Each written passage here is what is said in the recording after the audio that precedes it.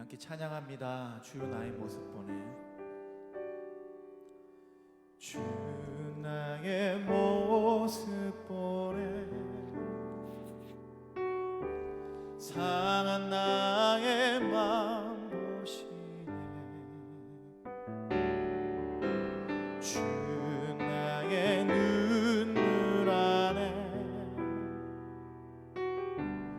홀로 울던 맘 아시네. 주 나의 모습 보내. 주 나의 모습 보내 상한 나의 맘 보시네. 주 나의 눈물 안에 홀로 울던 맘 아시네. 세상 소망 다 사라져가도 주의 사랑은 끝이 없으니 살아가는 이 모든 순간이 주의 힘을 나는 믿네. 주 사랑 내게 있네. 주 사랑 내게 있네. 그 사랑이 날 채우네.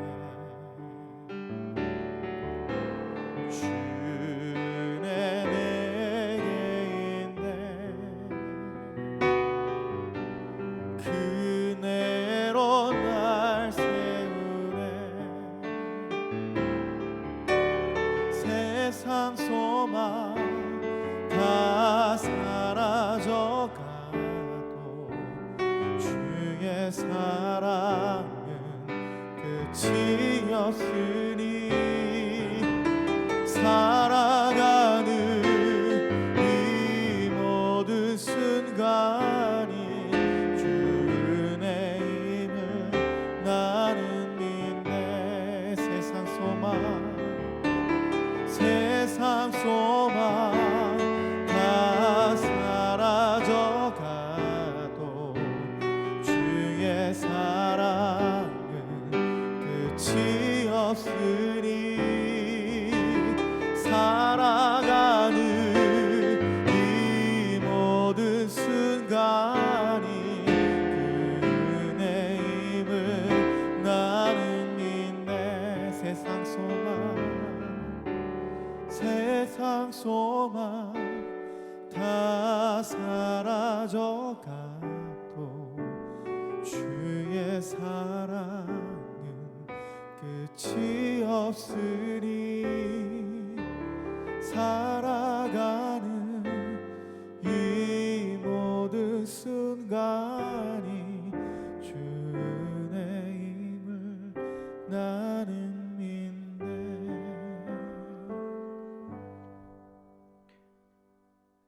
하나님 참 감사합니다. 오늘 또 말씀을 앞에 서면서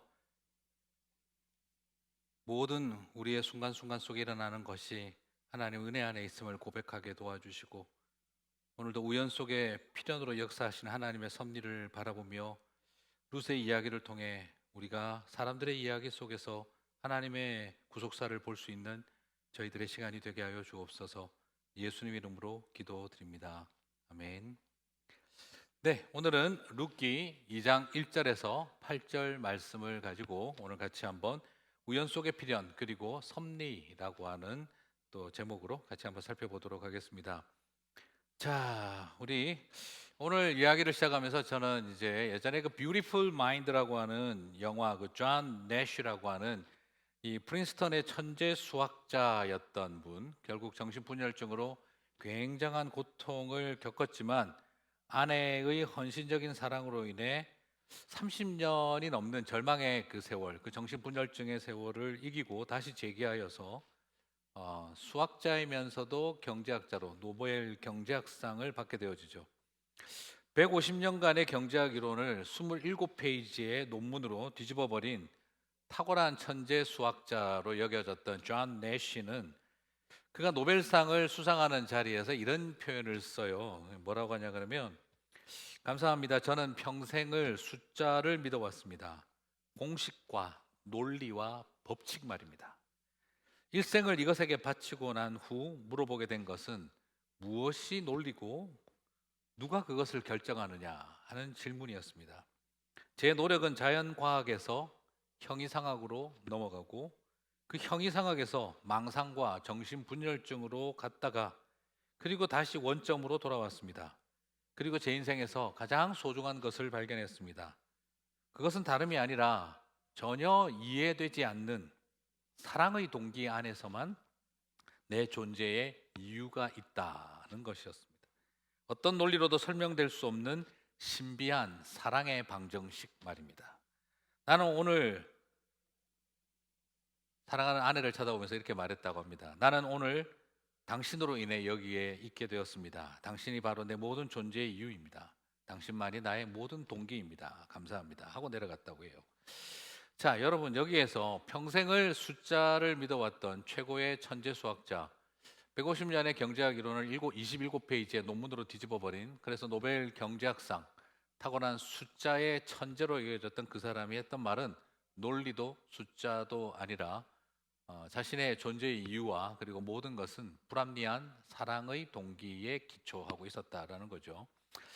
필연을 추구하며 필연의 법칙을 그것을 통해 세계를 설명하려고 했고 할 수 있었던 사람, 자신이 만들어 온 그 새로운 게임 이론과는 너무나 역설적인 이해되지 않는 사랑의 동기 안에서만 인간은 자신의 존재의 이유를 발견할 수 있다.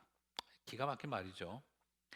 수많은 사람들은요, 내가 계획하고 세워서 필연을 만들어내려고 합니다. 이건 논리적으로 이렇게 A를 하고 B를 하고 C를 하면 D가 나올 거야 라고 생각하는 그 논리적인 전개 과정으로 가는 거죠. 내가 열심히 공부했으니 좋은 대학을 가고 내가 열심히 일했으니 나는 성공적인 삶을 살 거야, 나는 최선을 다했으니 행복한 가정생활을 하게 될 거야 하는 그 필연 속에서 우리도 살아가고 있죠. 나는 인간의 정당한 노력의 대가를 믿는다 하며 내 노력의 열매를 얻는 것은 내 권리다라고 생각을 하며 살아가죠. 하지만 우리의 삶에는 인간의 노력과 예상으로 만들어지는 필연의 법칙만 존재하지 않습니다. 논리와 법칙이 말하는 인과관계, 원인과 결과라고 하는 체제를 넘어서 인간의 논리와 법칙을 넘어서는 또 다른 그 불합리해 보이는 사랑의 원리가 사실은 우리를 살게 만들고 우리를 견디게 만드는 것이죠. 어떤 의미에서 존 내쉬가 말한 것처럼 그 헌신적인 사랑, 그 사랑 하나가 자신의 삶의 동기와 목적이 되었다. 자, 어떻게 생각하면 우연과 같은 비논리적인 만남, 논리적으로 더 이상 이어갈 수 없는 상황에도 사랑 때문에 모든 것을 용납하고 품어내는 이야기, 그 모든 것이 사실은 이 세상을 움직여가는 근본 질서요 본질이다라는 거죠. 자, 저는 오늘 저는 이제 우리 이 커피 브레이크 모임을 하시는 우리 자매님들과 형제님들에게 원인과 결과라고 하는 시스템 속에 논리와 숫자의 결과 속에 우리는 모든 것이 규정될 것이라고 생각한다면 우리는 그 속에서는 아무런 인생의 본질을 발견하기 어렵지 않을까 싶습니다. 또 다른 인과론 속에 우연처럼 여겨지고 비논리적이고 숫자랑 맞지 않는다라고 여겨지는 상황에서 하나님의 필연이 어떻게 역사하는지를 좀 바라볼 수 있었으면 좋겠습니다. 뭐 노벨상 좀 못 받더라도 사랑하는 자녀들과 가족들 앞에서 이해될 수 없는, 이해할 수 없는 사랑의 동기 안에 내 존재의 이유가 있었다라고 말해줄 수 있는 그런 삶이 되었으면 참 좋겠다 싶습니다. 자, 뭐 저는 그런 맥락에서 한번 그 룻의 이 복잡하고 정신 사나운 세상 속에 정말 어떻게 살아야 할지 알 수 없는 속에 룻이 어떻게 살아갔는가를 먼저 한번 살펴보겠는데요. 자, 룻은 살아왔던 모습 중에 한 가지는 좀 이렇게 그 한결같음이다라고 저는 그렇게 한번 좀 이야기를 하고 싶어요. 룻의 삶의 특징은 한결같음이다. 자, 왜 그러느냐? 사실은 그 뭐라 그럴까요? 이렇게 처럼 어려워진 상황에 딱 오면은요. 여러분 인간이 한계 상황에 경험하게 되면 종교라는 것도요 조금 극단적입니다. 인간이 스스로 한계 상황에 경험하게 되면 첫 번째 보이는 태도는 하나님 믿어봐야 소용이 없구나. 하나님에 대한 굉장한 거절감과 하나님에 대한 상처를 안고 인간이 한계 상황에 도달하고 나면 제일 첫 번째 공격하고 싶은 존재가 하나님이 되죠. 그 다음에 두 번째로 또 반대로 어떤 방향으로 극단적으로 또 뛰냐 그러면 인간이 한계 상황에 오고 나면 하나님에 대해서 굉장히 강력한 이 초월적 영성주의에 과도하게 몰입하는 경향이 생깁니다. 자, 무슨 말이냐? 내 현실이 너무 절망스럽다 보면 그 모든 것을 잊어버리기 위해서 과도한 열광적 영성에 모든 걸 던져버립니다. 너무너무 육신의 질병이 심각하게 밀려온 사람은 합리적인 사고들도 아예 그냥 던져버리죠. 그리고 병원을 가야 한다 이런 거 다 집어 던져버리고 난 오로지 그냥 하나님이 기도로 다 낫게 한다. 아니면 또 어떤 일에 굉장한 절망을 경험한 사람은 자신의 그 한계 그리고 절망에 직면하기가 싫을 때 자신의 존재를 영적인 체험에서 찾으려고 하죠. 그래서 난 너네들과 차원이 달라. 나는 경험하고 느끼고 생각하는 게 달라 하는 굉장히 깊은 영적 열광주의로 들어가게 되기도 합니다. 그래서 예언받고 계시받고 초자연적 능력 체험하고 막 그런 어떤 극도의 영성주의로 가지기도 하고 은사주의로 가기도 하고 또 반대로 그냥 오로지 선택하는 것은 복잡하게 고민하고 생각하지 않고 복만 받으면 된다는 기복주의로 모든 것을 돌리죠. 그냥 오로지 그냥 하나님 나 무조건 대박나게 해주세요.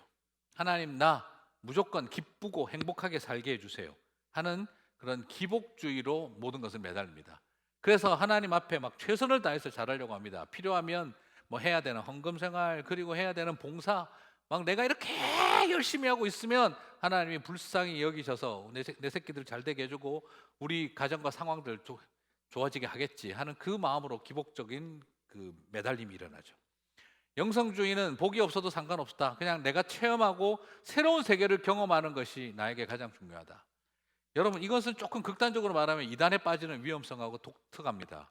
현실에 절망한 사람들이 내 현실에 엄마야 내가 사는 세상 헬 조선이다 막 그래가지고 절망해버린 사람들이 뭔가 새로운 가치 내가 뭔가 존재적으로 됐다 나는 다른 존재다 나는 이 세상에 아직도 쓸모 있는 존재다 의미 있는 존재다 뭘 찾고 싶을 때 종교적으로 과도하게 몰입해버리는 거죠. 그런 과도한 영성주의. 그래서 이단에 빠져서 하루 종일 길거리에 다니면서 신천지가처럼 사람들을 모략을 해서라도 교회를 파괴해서라도 전도해서 데리고 오고 그게 하나님의 뜻이 이루어지고 내가 그래서 사람들 앞에 그냥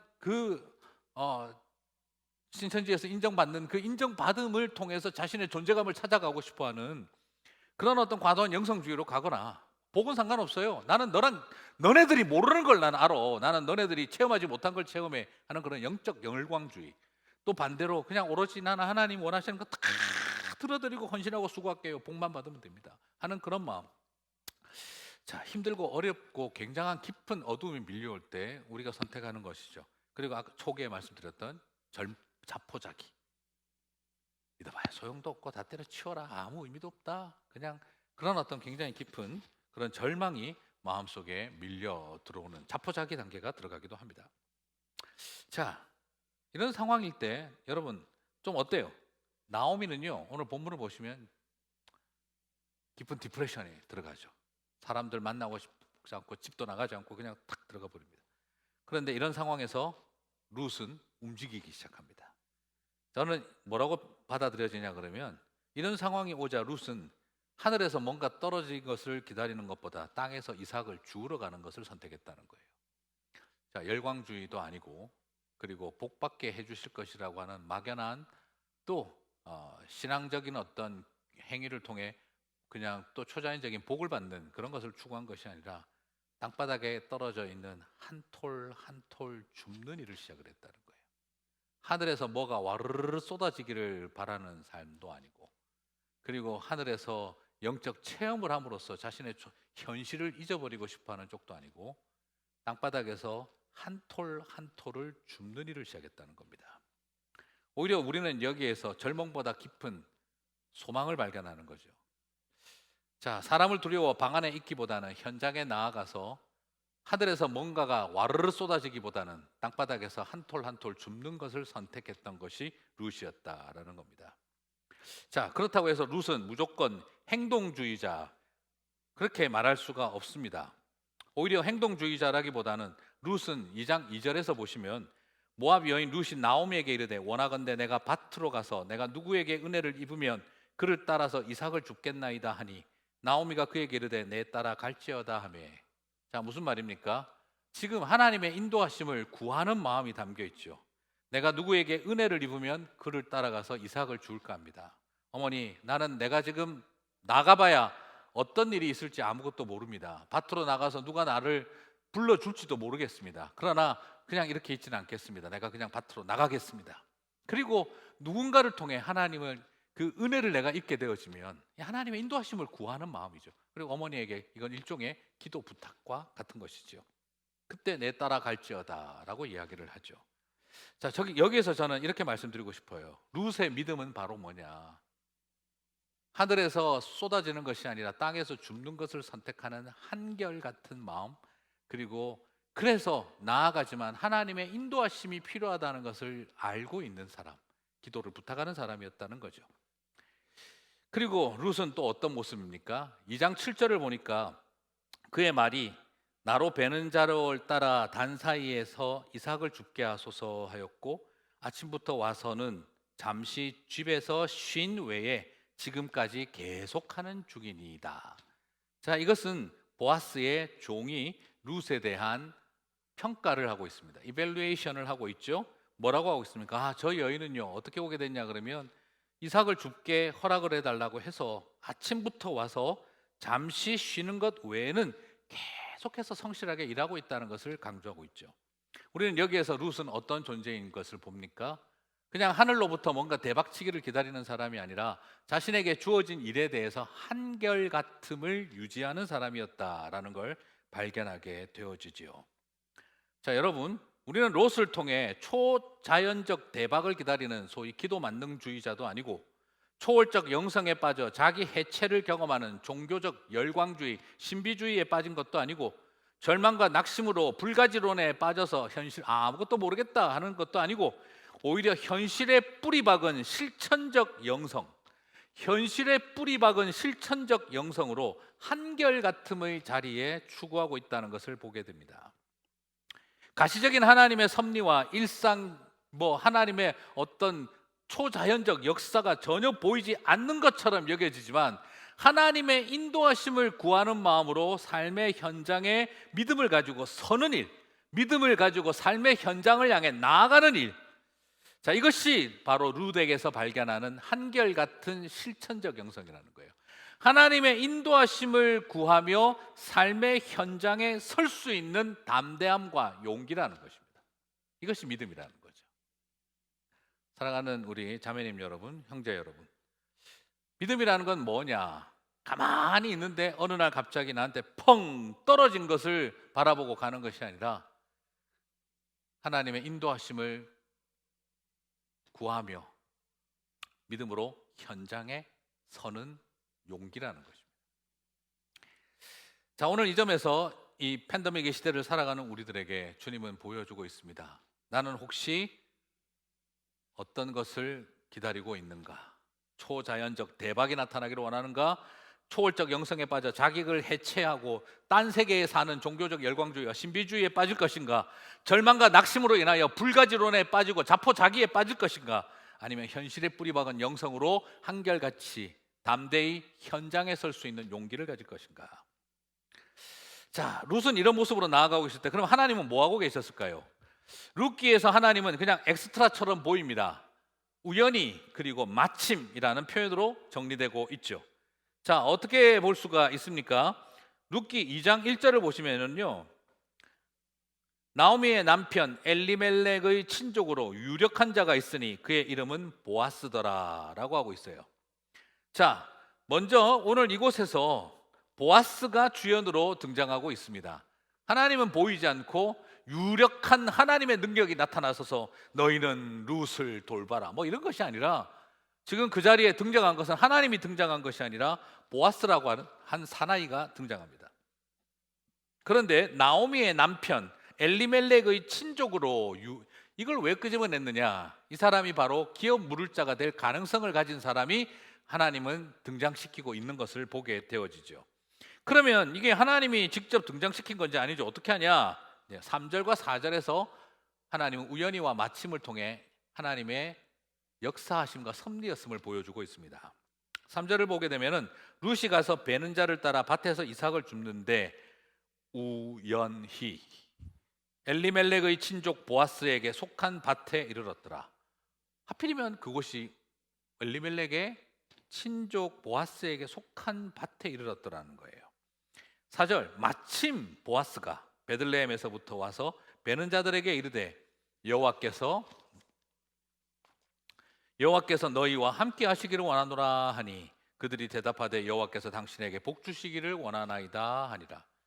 그냥 단순하게 주고받는 인사말이지만 여호와께서 너희와 함께 하시기를 원하노라 하는 그의 메시지는 마치 룻에게는 하나님이 나에게 들려주시는 음성과 같지 않았을까라는 생각을 하게 됩니다. 자, 3절과 4절은 굉장히 놀랍게도 우연히 그 밭에 이르렀고 우연히 그 보아스의 밭에 이르자 마침 보아스가 나타나 하나님이 여호와 하나님이 너희와 함께 하시기를 원하노라. 여기서 함께 한다는 건 뭐죠? 임마누엘에 대한 메시지죠. 바로 함께 하시는 보혜사의 이야기를 던져버린 것이죠. 자, 저는 이것을 살펴보면서 하나님은 우연히와 마침을 통해 역사하셨다. 저는 이걸 보면 생각을 해봅니다. 제 아내와의 만남은 제 후배의 우연을 가장한 필연이었습니다. 군대 가서 휴가 나왔는데 후배 녀석이 밥을 사겠다고 저보고 나오라고 하더라고요. 근데 병주 선배 기왕이면 군복 입은 모습 한번 보고 싶다. 군복 입고 한번 나와라. 야, 너하고 나하고 무슨 군복 입고 만나냐. 그래도 군복 입은 거 못 봤지 않냐. 한 번만 보여달라고. 그래가지고 나갔더니 그 후배 녀석이 안 나타나는 거예요. 군복 입고 혼자서 멍하니 앉아 있는데 갑자기 저기서 저희 아내가 나타났습니다. 그러더니 저희 아내도 저를 만나고 깜짝 놀라고 어떻게 이렇게 저 후배 녀석이 가운데서 저희 아내 보고도 만나자고 해놓고 그리고 또 저도 만나자고 해놓고 안 나타난 거죠.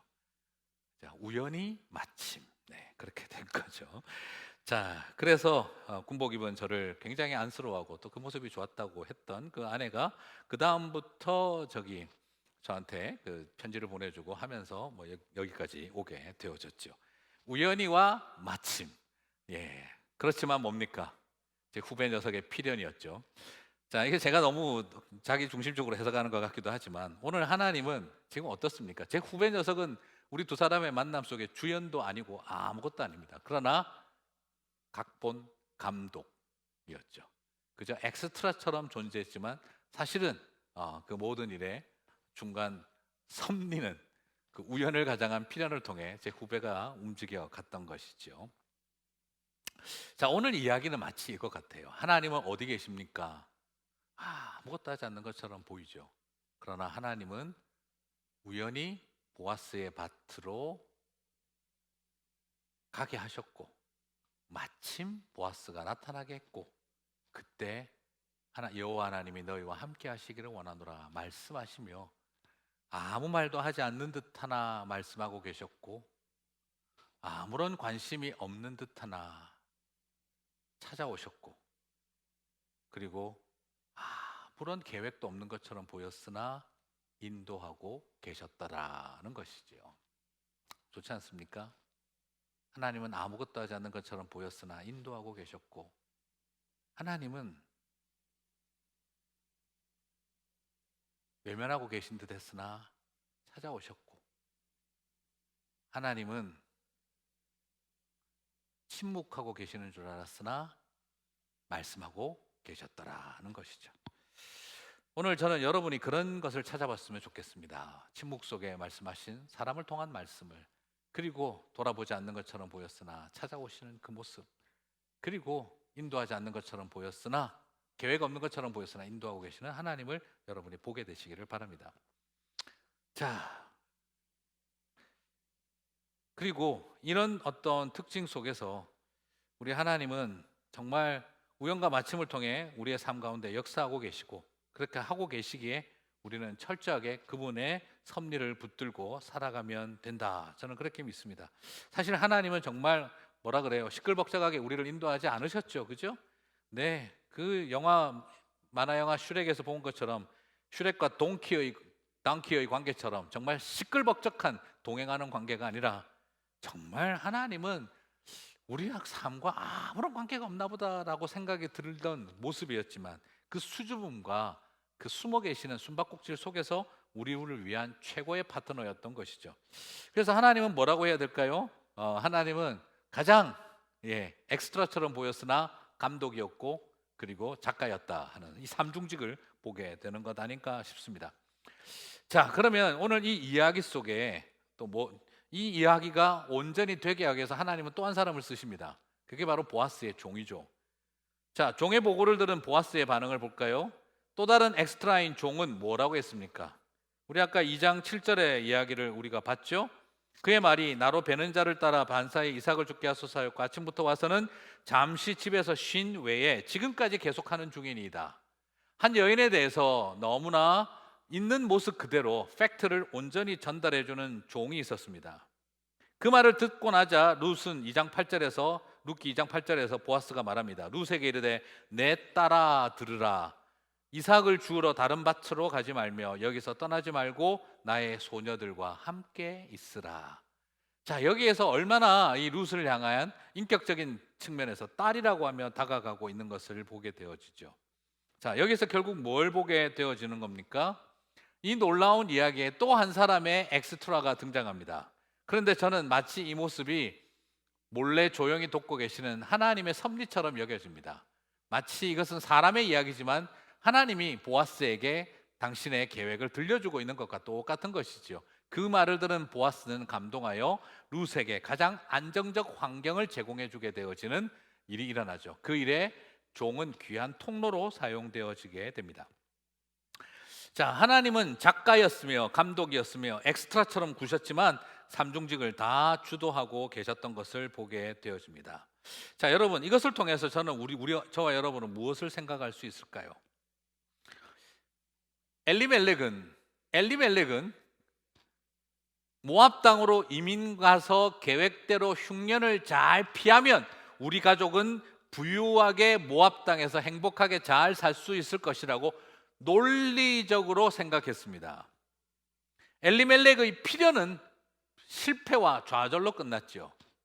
하지만 오히려 여기에서 그냥 아무것도 없지만 하나님의 회복을 바라보고 하나님 한 분 바라보고 따라 나온 룻의 선택과 여정은 논리적으로 생각할 때 지금 밖에 나가봐야 아무런 답도 대책도 없는 걸 알면서도 하나님의 인도하심 하나만을 바라보고 상황과 형편과 아무것도 보이지 않는데 믿음 하나 가지고 나아갔던 룻의 여정에는 하나님은 우연처럼 통해서 놀라운 계획과 논리와 숫자보다도 더 강력한 필연의 하나님의 섭리를 보여주고 있는 것이죠. 엘리멜렉은 생각하고 계획하고 숫자 굴리고 계산기 두들겨서 그는 모압 땅으로 향하는 선택을 했지만 그것은 실패로 끝났다고 한다면 계산기 아무리 두드려도 답이 나오지 않는 오직 하나님 한 분만 바라보고 들어온 모압 여인 룻의 이민은 오히려 하나님이 우연통의 필연으로 이끌어가고 있는 것을 보게 되어집니다. 자, 오늘날 이 땅을 살아가면서 우리의 모습은 어디에 있는 걸까요? 내가 계획하고 생각하고 다 짜서 선택하는 방법이 망하는 길이고 그저 하나님 한 번 바라보고 계산기 두드려도 답이 나오지 않지만 소망을 가지고 이스라엘 땅으로 돌아오고 그리고 오늘도 밭을 향해 아무것도 보이지 않지만 나아갈 때 하나님의 필연이 우연으로 가장하여 기다리고 있는 것을 바라봅니다. 오늘 저와 여러분 안에 우연히 필연이 되는 삶을 살아갔으면 좋겠습니다. 필연도 망치는 삶이 아니라 정말 하나님의 우연, 우리가 믿음만을 가지고 나아가는 길, 그것이 되어졌으면 좋겠습니다. 저는 오늘 이 모습들을 다 이제 살펴보면서 저는 그런 생각을 한번 해봅니다. 여러분 한번 주변 한번 가만히 돌아보실까요? 우리 찬양 부르잖아요. 이 땅에 아무것도 보이지 않아도 믿음의 눈을 들면 아무것도 보이지 않는 자라도 우리와 함께하고 계신 하나님을 보지 않습니까? 믿음의 눈을 드러내야 합니다. 영안을 열려야 합니다. 믿음의 눈을 들어 보지 못하면 온 세상은 절망입니다. 이 세상은 내 마음을 상하게 할 사람으로 가득 차 있습니다. 그러나 믿음의 눈을 들어보면 하나님의 형통하심을 보는 거죠. 그렇습니다. 왜 하나님은 요셉에게 형통하다고 하셨을까요? 형들한테 팔렸는데요. 형들한테 팔려서 왔는데 하나님은 요셉을 보디발의 집에서 형통하게 하였더라. 부녀자 성추행범으로 감옥에 갇혔는데 하나님은 요셉으로 하여금 형통하게 하였더라. 내가 생각할 때 하나님이 형통하게 한다는 건 형님들한테 노예로 팔려가지 않는 거죠. 내가 생각할 때 하나님의 형통하심은 억울한 죄수가 되지 않는 것이죠. 그런데 하나님의 형통하심은 이 세상에 노예로 팔려가는 자리에서, 죄인으로 전락된 자리에서도 하나님이 형통하게 하신다는 거죠. 그런 생각 저도 왜 안 들겠습니까? 아이들이 건강하고 아프지 않고 장애도 생기지 않는 게 형통한 거라고 생각했는데, 하나님은 저희 가정에도 장애라고 하는 큰 아픔을 경험했지만 그러나 그 아이를 형통하게 하시는 하나님을 보잖아요. 여러분, 우리가 생각할 때 내 인생에 왜 이런 고통이 생길까? 하지만 고통만 바라보지 말고 하나님의 함께 하심을 바라보기 시작할 때 이것 자체가 없어야 형통이라고 생각하지만 하나님은 다른 길로 룻을 형통하게 하고 계셨던 걸 보지 않습니까? 오늘 그 모습을 바라보는 저와 여러분 되시기를 주님의 이름으로 축복합니다. 서로 나눔의 시간을 통해 오늘 나는 어떤 모습일까? 나는 오늘 이 등장인물들 중에 나는 어떤 모습일까? 그리고 하나님은 우리의 삶에서 누구이실까? 어디에 계실까? 발견하는 은혜의 시간 되시기를 바랍니다.